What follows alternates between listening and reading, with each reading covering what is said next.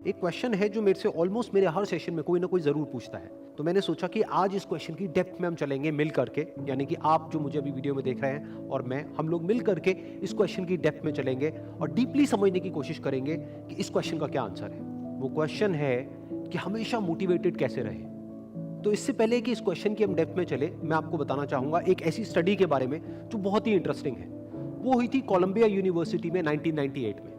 एक प्रोफेसर ने स्टडी को किया जिसमें कि बहुत सारे बच्चे थे जो कि सारे 5th स्टैंडर्ड के थे और उनको पजल्स थी बहुत तरह तरह की सॉल्व करने के लिए। उसमें से कुछ पजल्स बहुत ही मुश्किल थी, कुछ बहुत ही आसान थी। उसके बाद में जब उन बच्चों ने उन पजल्स को सॉल्व किया तो उसके बाद में सभी बच्चों को एक ही बात कही गई कि आपने बहुत अच्छा किया। बस यहाँ पर एक छोटा सा फर्क था। आधे बच्चों को उन्होंने कहा कि आपने इतना एक्स्ट्राऑर्डिनरी इसलिए परफॉर्म किया क्योंकि आप बहुत ही ज्यादा इंटेलिजेंट हो, और बाकी के जो आधे बच्चे थे उनको कहा गया कि आपने जो इतना एक्स्ट्राऑर्डिनरी परफॉर्म किया उसकी वजह थी आपका हार्ड वर्क। फिर उसके बाद में दोबारा से इन सब बच्चों को कुछ पजल्स दी गई सॉल्व करने के लिए, जिसमें से कुछ बहुत ही आसान थी और कुछ बहुत ही मुश्किल थी। अब यहां पर कुछ बहुत इंटरेस्टिंग निकल करके आया जो किसी ने एक्सपेक्ट भी नहीं किया था। वो बच्चे जिनको कहा गया था कि आप बहुत इंटेलिजेंट हो, बहुत स्मार्ट हो, उनको जब वो पजल्स मिली तो उन्होंने क्या किया, जो मुश्किल पजल्स थी उसको छोड़ दिया, आसान पजल्स के ऊपर काम करना शुरू किया, और उसमें भी कुछ देर बाद ही वो बच्चे बोर हो गए। दूसरी तरफ से वो बच्चे जिनको कहा गया था कि आपने इतना एक्स्ट्राऑर्डिनरी परफॉर्म इसलिए किया क्योंकि आपने हार्डवर्क किया, उन्होंने सिर्फ आसान पजल्स को अटेम्प्ट नहीं किया बल्कि मुश्किल से मुश्किल पजल्स को भी अटेम्प्ट किया और सॉल्व किया। फिर उसके बाद में जब ये पूरी स्टडी कंप्लीट हुई तो उन बच्चों से पूछा गया कि किसको ज्यादा मजा आया इसको करने में।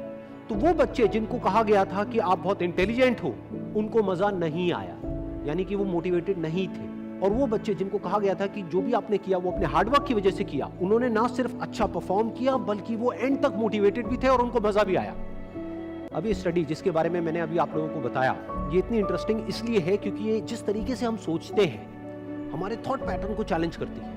हम क्या सोचते हैं कि अगर हम पेरेंट्स हैं या हम टीचर्स हैं और अपने बच्चों को हम बोलेंगे कि आप बहुत इंटेलिजेंट हो, आप बहुत स्मार्ट हो, तो वो अच्छा परफॉर्म करेंगे। लेकिन इस स्टडी में एग्जैक्ट उसका ऑपोजिट निकल करके आया है। तो इस स्टडी में जो फैक्ट्स रिवील हुए उसको समझने के लिए हमको एक कॉन्सेप्ट को समझना पड़ेगा, जिस कॉन्सेप्ट को कहा जाता है लोकस ऑफ कंट्रोल।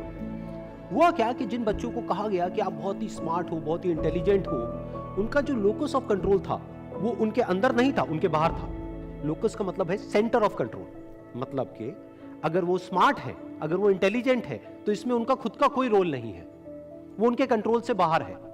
दूसरी तरफ से जिन बच्चों को कहा गया कि जो भी आपने अचीव किया वो अपने हार्डवर्क की वजह से अचीव किया, उनका जो लोकस ऑफ कंट्रोल था वो उनके अंदर था, यानी कि हार्डवर्क पूरी तरह से उनके खुद के हाथ में था कि अब उनके ऊपर है कि वो कितना हार्डवर्क करते हैं। और ये सिर्फ इस स्टडी में निकल करके नहीं आया है, इस तरह की और भी बहुत सारी स्टडीज हुई हैं, बहुत सारी रिसर्चेस हुई हैं जहां पर एग्जैक्ट यही चीज निकल करके आई है कि अगर हम खुद को हमेशा मोटिवेटेड रखना चाहते हैं तो उसका सिर्फ एक तरीका है कि जो कंट्रोल है वो पूरी तरह से हमारे अपने हाथ में होना चाहिए।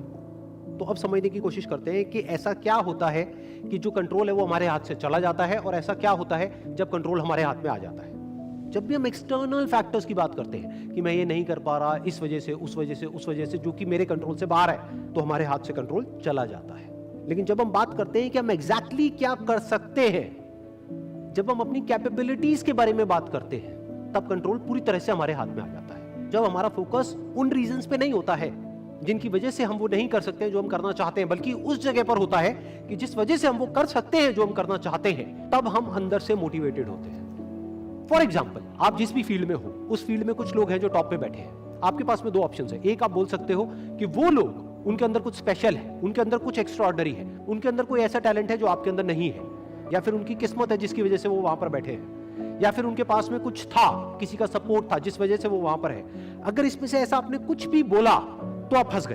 अब आप मोटिवेटेड नहीं रह सकते उस काम को करने के लिए जो आप काम कर रहे हो, क्योंकि अब कंट्रोल आपके हाथ से बाहर है। क्योंकि अब अगर आपके पास में वो है ही नहीं जो उनके पास में है, तो अब आप वो कैसे बन सकते हो जो कि वो बन चुके हैं। लेकिन अगर आप ये बोलते हो कि जिस भी फील्ड में आप हो, उस फील्ड में जो भी टॉप पे बैठे हैं वो वहां पर है अपने हार्डवर्क की वजह से, अपने स्मार्ट वर्क की वजह से, या जो कुछ भी उन्होंने किया, जो कुछ भी उन्होंने सीखा उसकी वजह से, तो अगर वो कर सकते हैं तो मैं भी कर सकता हूं। उन्होंने भी मेरी ही तरह एक ना एक दिन कहीं ना कहीं से शुरुआत करी थी, जहां से कि आज मैं शुरुआत कर रहा हूं। तो मुझ में और उनमें अगर कोई फर्क है तो वो सिर्फ एक है, वो है टाइम का, कि आने वाले 10 साल बाद या 20 साल बाद मैं भी उन्हीं की जगह पर हो सकता हूं या उनसे भी आगे हो सकता हूं जहां पर आज वो है। तो अब कंट्रोल पूरी तरह से आपके हाथ में है। तो हमारे पास में हमेशा ये दो ऑप्शंस होते हैं, एक कि हम कंट्रोल को अपने हाथ से छोड़ दें और दूसरा कि कंट्रोल हम पूरी तरीके से अपने हाथ में ले लें। एक के कंट्रोल हमारा बाहर हो, एक है कंट्रोल हमारा अंदर हो। तो इस बात को हमेशा याद रखें कि आपका कंट्रोल कहीं बाहर नहीं होना चाहिए, आपके अपने ही